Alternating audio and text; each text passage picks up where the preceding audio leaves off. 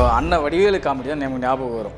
என்னென்னா அந்த எலெக்ஷன் பூத்தில் வந்து சொல்லுவார்ல, அண்ணன் அவனுக்கு வாங்கின காசுக்கு அவனுக்கு ஒரு குத்து, ஓங்கிட்ட வாங்கின காசுக்கு ஓங்கிட்ட ஒரு குத்து.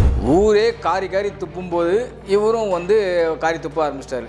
இப்போ மக்களே அதை மறந்துட்டு அடுத்த படத்துக்கு போயிட்டாங்க, அடுத்த வேலையை பார்க்க போயிட்டாங்கனால சரி மறந்துட்டாங்கல்ல, இப்போ நம்ம பாசிட்டிவாக ஒன்று போடுவோமே அப்படின்றதுக்காக இப்போ போட்டிருக்காரு. படு குப்பையாக இருந்தால் கூட நாங்கள் விட்டு கொடுக்க மாட்டேன்றான்ட்டு ஒரு கும்பல் சுற்றும் பார்த்தியா, அந்த கும்பலுக்காக வேணால் ஒரு வீடியோ போட்டுடலாம். போன வருடம் ஒரு படத்துக்கு லபோ லபோ லபோ லபோன்னு கத்துனாங்க, உங்கள் எல்லாருக்குமே தெரியும். என்ன இந்த படம் தான் அதிக வசூல், இந்த படம் தான் அதிக வசூல், கத்துன்னு கத்துனாங்க, கூவுனாங்க. திரு ரோகிணி பன்னீர்செல்வம் ஐயா வந்து விஜய் ரசிகர் கிடையாது, அதனால் ஒரு உண்மை சொல்லிட்டாரு. அவரது மகன் வந்து யாரோட ரசிகர்ன்றது ஊர் உலகத்துக்கே தெரியும்.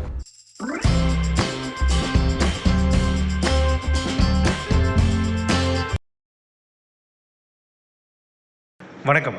வணக்கம் சார், எப்படி இருக்கீங்க? நல்லா இருக்கேன் சார். கோட் படம் வந்து ஓடி முடிஞ்சு போச்சு, நெட்ஃப்ளிக்ஸில் ரிலீஸ் ஆகிடுச்சு. ஆனால் ஒருத்தர் என்ன பண்ணியிருக்காரு அப்படின்னா, கோட் படம் வரும்போது அந்த படத்தை பற்றி குறையே சொல்ல முடியாதுன்னு விஜய்க்கு சார்பாக தான் அவர் எப்போவுமே பேசுவார், அன்றைக்கி பேசினார். அதன் பிறகு படம் வந்து நல்லா இல்லைன்னு விமர்சனங்கள் எழும்போது திரும்ப அந்த படம் வந்து டிசாஸ்டரு, இன்கமே கிடையாது, வேஸ்ட்டு அப்படின்னாரு.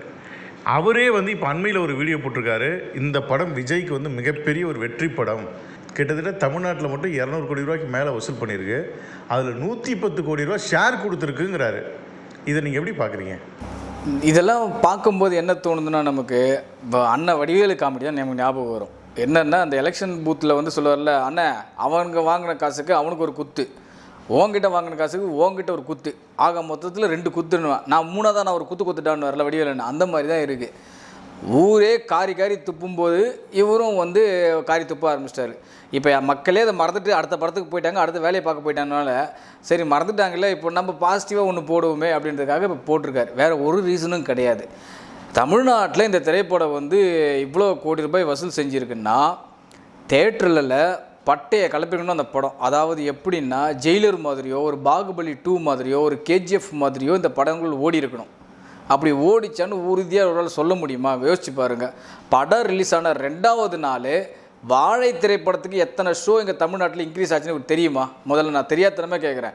கோட் திரைப்படம் முதல் நாள் போட்ட காட்சியும் 2வது நாள் போட்ட காட்சியும் என்னன்னு இவர் சொல்லுங்கள்.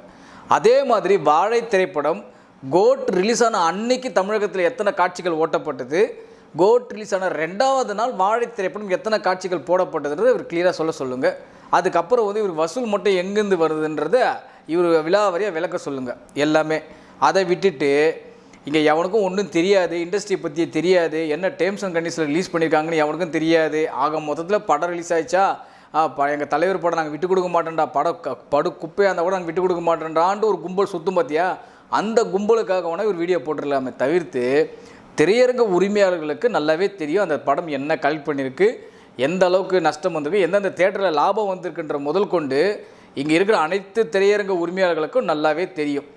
ஒரே ஒரு சிறிய உதாரணம் சொல்கிறேன். போன வருடம் ஒரு படத்துக்கு லபோ லபோ லபோ லபோன்னு கத்துனாங்க, உங்கள் எல்லாருக்குமே தெரியும். என்ன இந்த படம் தான் அதிக வசூல், இந்த படம் தான் அதிக வசூல், கத்துன்னு கத்துனாங்க, கூவுனாங்க. ஆண்டு இறுதியில் ஒவ்வொரு திரையரங்கத்துடைய அஃபிஷியலான ட்விட்டர் பகுதியில் இந்த வருடம் எங்கள் திரையரங்கில் அதிக வசூல் செய்த படம் அப்படின்னு போட்டாங்க. நல்லா நோட் பண்ணிங்க, நாம் சொல்லலை, அந்தந்த திரையரங்க உரிமையாளர்களே அவங்களுடைய அஃபிஷியல் ட்விட்டர் ஹேண்டலில் போட்டாங்க. 95% திரையரங்குகளில் ஜெயிலர் தான் அதிக வசூல் அப்படின்றது அவங்க தான் சொன்னாங்க, நாம் சொல்லலை சார். ஆனால் இவங்க ஓடிச்சின்னு சொன்னாங்க பாருங்கள். எங்கே ஓடிச்சின்றது அவங்களே சொல்லுங்கள். எங்கே ஓடிச்சு இருக்கிற இங்கே தமிழகத்தில் 95% திரையரங்குகளில் ஜெயிலர் தான் வசூல் அதிகம் அந்த ஆண்டு அவங்க திரையரங்குகளில் அப்படின்றத தெளிவாக போட்டாங்க. அப்புறம் எப்படி வந்து வசூல் வந்துச்சுன்னு தெரியல. அதே தான் நாமளும் இப்பவும் சொல்கிறோம். இந்த ஆண்டு இறுதியில் அனைத்து திரையரங்குகளுடைய கலெக்ஷன் டீட்டெயில்னு ஒன்று போடுவாங்க. அந்த டீட்டெயிலில் இவங்க சொன்ன படம் கிட்டத்தட்ட இது ரிலீஸ் பண்ண எல்லா சென்டர்களிலையும் நம்பர் 1 இடத்துல வந்துச்சுன்னா இவர் சொல்கிற கடைசி உண்மைன்னு சொல்லலாம். ஒன்றுவானா எத்தனை திரையரங்குகளில் ராயன் மகாராஜாலாம் இந்த படத்துக்கு முன்னாடி இருக்குன்றதை யோசிச்சு பாருங்க. இந்த ஆண்டோட இறுதியில் திரையரங்கு உரிமையாளர்களுடைய அஃபிஷியல் ட்விட்டர் கணக்கில் டாப் 10 கலெக்ஷன் இன் 2024 அப்படின்னு ஒரு டேபிள் போடுவாங்க பாருங்கள். அந்த டேபிளில் லிஸ்ட்டில் எடுத்து பாருங்கள், இவங்க சொல்கிற படத்தை விட மகாராஜா, ராயன், லப்பர் பந்து இந்த படத்தில் எத்தனை திரையரங்குகள் முன்னாடி இருக்குன்றது அவங்க போடுவாங்க பாருங்கள். அப்போ சொல்லுங்கள் இவங்க சொல்கிற வசூல் வந்து எங்கேருந்து வந்துச்சுன்னு அப்போ மக்களே பார்த்து தெரிஞ்சுக்கிட்டோம். நாம் சொல்கிறது தான் வன்மம்னுவாங்க. உண்மையை சொன்னாலே உங்களுக்கு தேவை வன்மம். ஜெயிலர் படம் எவ்வளோ பெரிய வெற்றிங்கிறது எல்லாருக்கும் தெரியும். அந்த படமே தமிழகத்தில் 110 கோடி ரூபா ஷேர் கொடுக்கல. ஆனால் கோட் படம் கொடுத்துருக்கு, இது நல்லா நோட் பண்ணிக்கணும், இது வந்து மிகப்பெரிய வெற்றி படம் அப்படிங்கிறது அழுத்தமாக அந்த நபர் பதிவு செய்கிறாரு.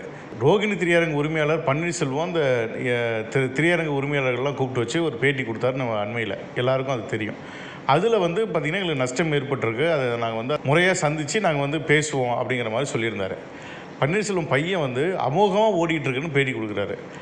இந்த முரண்பாடுகளை எப்படி பார்க்குறீங்க? திரு ரோகிணி பன்னீர்செல்வம் ஐயா வந்து விஜய் ரசிகர் கிடையாது, அதனால் ஒரு உண்மை சொல்லிட்டாரு. அவரது மகன் வந்து யாரோட ரசிகர்ன்றது ஊர் உலகத்துக்கே தெரியும். அவர் எல்லா படத்துக்குமே வந்து ஆகா ஓகோன்னு தான் கூவார். ஆனால் மறுநாள் திங்கட்கிழமை அவருக்கே ஸ்க்ரீன்ஷாட் எடுத்து அனுப்புவாங்க, சூப்பராக போகுது சார் உண்மையாக உங்கள் தேட்டரில் அப்படின்ட்டு. ஐயா திரையரங்க உரிமையாளர்கள் வந்து அவர் வந்து நம்ம திரையரங்க உரிமையாலே எடுத்துக்க முடியாது. ஒரு இப்போது நாம் என்ன தான் உண்மையாக கூவினா கூட நம்ம இந்த நடிகர் தானே சப்போர்ட் பண்ணுறோன்னு சொல்கிறானுங்க, உண்மையாக எடுத்துக்கிறாங்க, யாருமே எடுத்துக்கிறது கிடையாது. அதுபோல் தான் அது அவங்க வந்து நடிகருக்கு சார்ந்து வந்து ட்விட்டு போடுறாங்க, நடிகருக்கு சம்மந்தமாக ட்விட்டு போடுறாங்க, வாழ்க வளர்கன்னு ட்விட்டு போடுறவரை நம்ம எப்படி திரையரங்க உரிமையாலே எடுத்துக்க முடியும்? ஒன் சைடாக பிஹேவ் பண்ணுறவங்களை எப்படி நம்ம திரையரங்க உரிமையாலே எடுத்துக்க முடியும்? ரோகிணி பன்னீர்செல்வம் ஐயா அவர்கள் எங்கேயாச்சும் ட்விட்டு போட்டிருக்காரா? ஒரு நடிகருக்கு சார்பாக ட்விட்டு போட்டிருக்காரா? அவருக்கு தேவை தேட்டரில் யார் படம் வந்தாலும் ஓடணும், நல்லா இருந்தால் கலெக்ஷன் படம் வெற்றி, நல்லா இல்லைனா அந்த படம் தோல்வி. அவங்கள பொறுத்த வரைக்கும் திரையரங்க உரிமையாளரை கருத்தை நிலவைக்கிறாரு. அப்போ யார் சொல்கிறத நம்ம எடுத்துக்க முடியும்? அப்போ அவங்க அப்பா போய் சொல்கிறாருன்னு இவரே சொல்கிறாராமா?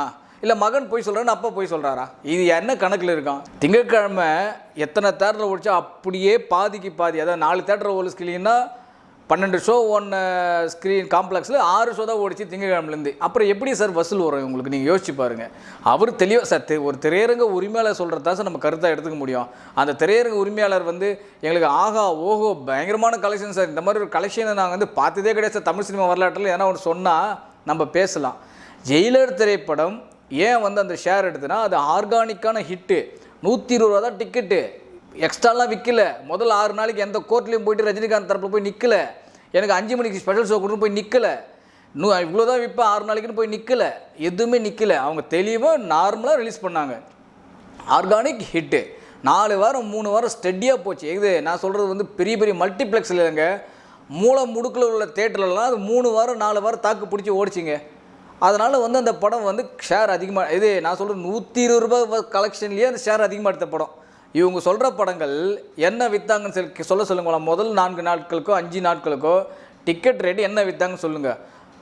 120 ரூபா விற்க வேண்டிய தேட்டரில் 10 நாள் வரைக்கும் என்ன ரேட்டு விற்றாங்கன்னு கேளுங்க. அது விற்றது கூட பரவாயில்ல, கூட்டம் வந்துச்சான்னு கேளுங்க, வரல. அப்புறம் எப்படி வந்து இவர் சொல்கிற ஷேர் கணக்கு வரும்? நீங்கள் யோசிச்சு பாருங்கள்.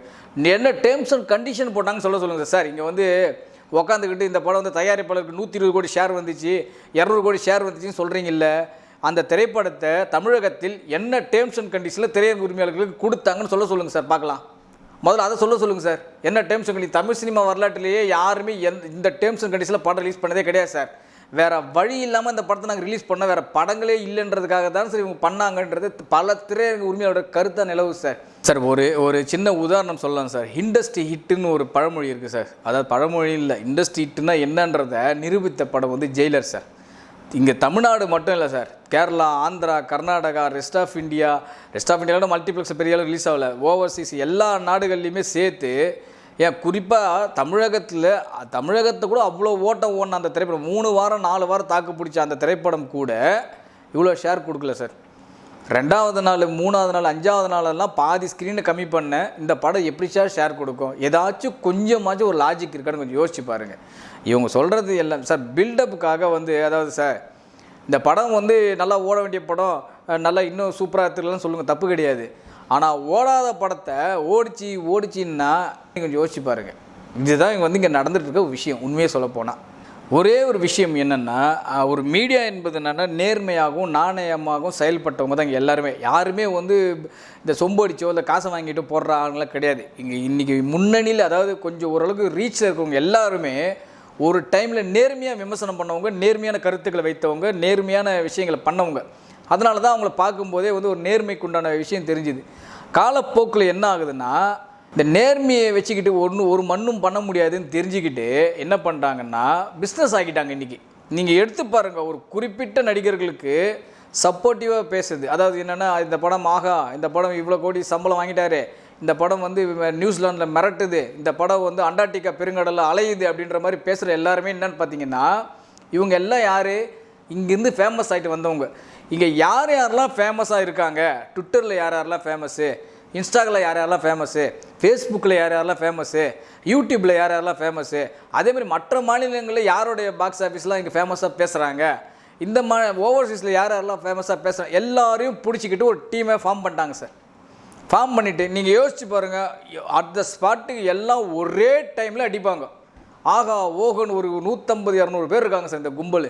இதை இந்த ஃபேஸ்புக்கு, ட்விட்டர், இன்ஸ்டாவில் எவெல்லாம் ஃபேமஸ் ஆகிட்டு மேலே வந்தாங்களோ அவங்களெல்லாம் பிடிச்சிக்க வேண்டியது. ஏன்னா ஊரே சொல்லும்போது என்ன ஆகுனா, ஓ பாரு இவன் சொல்லிட்டான், அப்போ படம் உண்மையா, ஓ இவன் சொல்லிட்டான். அவனுக்கு சினிமாவுக்கும் சம்மந்தமே இருக்காது சார்.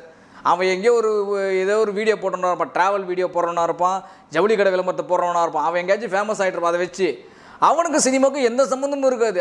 பார்த்தியா இப்போ இந்த படம் வந்து வேறு லெவல் சார் அப்படின்னு. அவனுக்கு சினிமாவுக்கும் என்ன சம்மந்தம், எந்த சம்மந்தமும் இருக்காது சார்.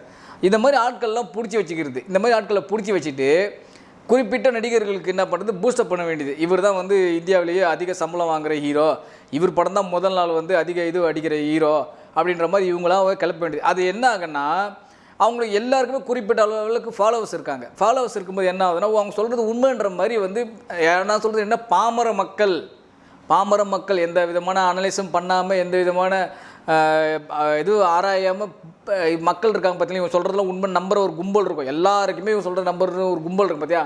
இவங்களெல்லாம் நம்பி பண்ணுற வேலைகளுக்காக இந்த மாதிரி நிகழ்வுகள்லாம் நடக்குது சார். இதனால தான் இவங்க எல்லாம் நேர்மை நாணயம்லாம் இன்றைக்கி எங்கெல்லாம் செத்து போச்சு. இந்த நேர்மை நாணயத்தில் இன்றைக்கி கிடையவே கிடையாது. இவங்க பணம் வாங்கிட்டு பேசுகிறாங்களா, பணம் வாங்காமல் பேசுகிறாங்களா, உண்மையை பேசுகிறாங்களான்னா நம்ம வந்து அவங்க பர்சனல் விஷயத்தில் நம்ம தலையிட மாட்டோம் சார். இது இன்றைக்கி இருக்கிற ஃபேக்ட் தான் சார். இங்கே யாரெல்லாம் ஃபேமஸ் ஆகிட்டாங்களோ அவங்களெல்லாம் ஒரு குரூப் ஃபார்ம் வச்சு, இது இந்த ஒரு சில நடிகர்கள் இல்லை, இன்றைக்கி எல்லா நடிகர்களுமே இதை ஃபாலோ பண்ண ஆரம்பிச்சிட்டாங்க. இந்த கும்பலை வச்சு ஃபுல்லாக இந்த கும்பலை பிடிச்சிக்க வேண்டியது. இப்போ அடுத்தது இன்னொரு நடிகர் வராரு, அவர் ஆல்ரெடி இப்போது இந்த கும்பலை பிடிச்சிட்டாரு, இப்போ எல்லாத்தையும் போட ஆரம்பிச்சிட்டார். அவரும் உட்காந்துக்கிட்டு இப்போ அடுத்து ரஜினிகாந்தே தாண்ட போகிறான்ட்டு இது மாதிரி இப்போ போட ஆரம்பிச்சிட்டாங்க. அவர் படம் என்ன லட்சத்தில் ஓடுதுங்க எல்லாருக்குமே தெரியும்.